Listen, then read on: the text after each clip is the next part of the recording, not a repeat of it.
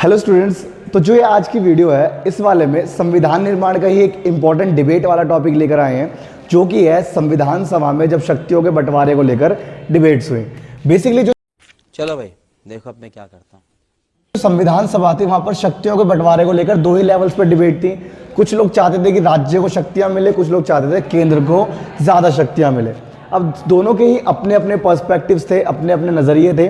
Basically यहाँ पर क्या देखने को मिलता है कि राज्य और केंद्र दोनों को शक्तियां दी जानी थी, तो ज़रूरी था, लेकिन उस मामले में ये डिबेट ये थी कि ज़्यादा शक्तियां किसके पास होंगी। एक चीज़ कॉमन सहमति ये थी कि राज्य को भी शक्तियां मिलेंगी और केंद्र सरकार को भी शक्तियां मिलेंगी, लेकिन जो विवाद का मुद्दा था, जो डिबेट थी, वो ये थी कि ज़्यादा किसको मिलेंगी।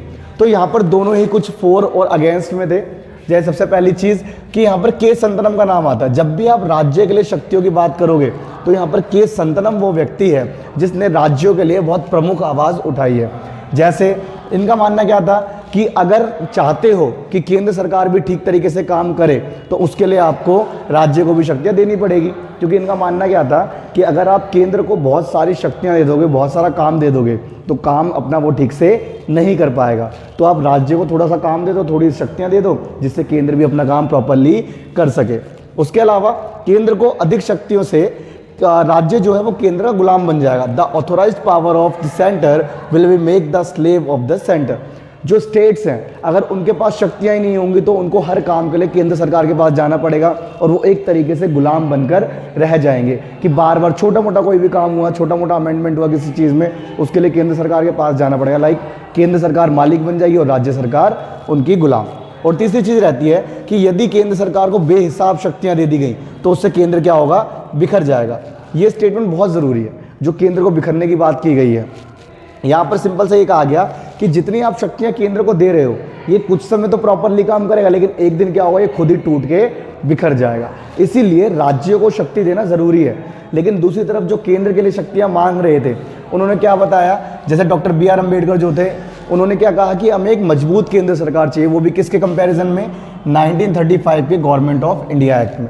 देखिए, संविधान निर्माण से पहले हमारे पास एक मजबूत केंद्र सरकार का एग्जाम्पल यही है कि 1935 में गवर्नमेंट ऑफ इंडिया एक्ट बनाया गया, जिसमें PM, कैबिनेट, सेंट्रल जुडिशरी, ये सारी चीज़ें बनाई गई।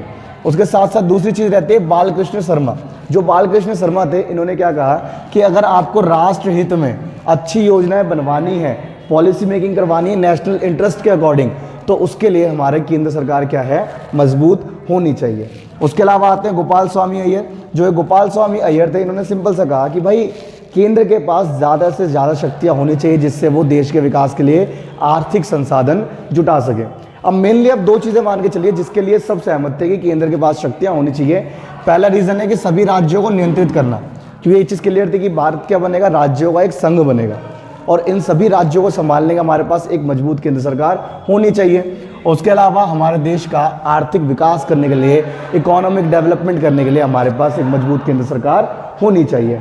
अब इसके साथ साथ जैसे शक्तियाँ बांटनी स्टार्ट की गई तो यहाँ पर लिस्ट क्रिएट की गई, जिनको हम सूचियाँ कहते हैं। जो सूचियाँ हैं ये क्रिएट की गई, तो यहाँ पर 3 थी। जैसे पहली बनाई गई सेंट्रल लिस्ट, जो केंद्रीय सूची थी। उस ज़माने में इसमें 99 टॉपिक्स रखे गए। टॉपिक्स का मतलब शक्तियों से था, काम से था। उसके अलावा बनाई गई राज्य सूची, जो स्टेट लिस्ट थी। यहाँ पर 66 रखे गए और उसके साथ बचती है हमारी समवर्ती, और जो समवर्ती थी इसके अंदर 47 टॉपिक्स रखे गए। और यहाँ पे एक चीज़ क्लियर थी कि केंद्र सरकार के मामलों में राज्य सरकार नहीं घुस सकती, राज्य सरकार के मामलों में केंद्र सरकार नहीं घुस सकती, और समवर्ती में दोनों ही अपने अपने तरीके से काम कर सकते हैं। और ये चीज़ याद रखिएगा, अगर केंद्र सामने से इन्वाइट करता है कि हमें किसी प्रॉपर स्टेट की हेल्प चाहिए तो वो स्टेट इजीली हेल्प करेगा, या फिर कोई केंद्र सरकार की हेल्प मांगता कोई भी राज्य तो केंद्र सरकार भी उसकी हेल्प करेगी। तो इन चीज़ों के चलते ये डिबेट क्या है, सॉल्व की गई और इन दी एंड केंद्र सरकार को ज़्यादा पावर या ज़्यादा शक्तियाँ दी गई। और आज सेंट्रल लिस्ट में पूरे के पूरे 100 टॉपिक यहाँ पर रखे गए हैं। उम्मीद करते हैं आपको समझ आया होगा। मिलते हैं नेक्स्ट वीडियो।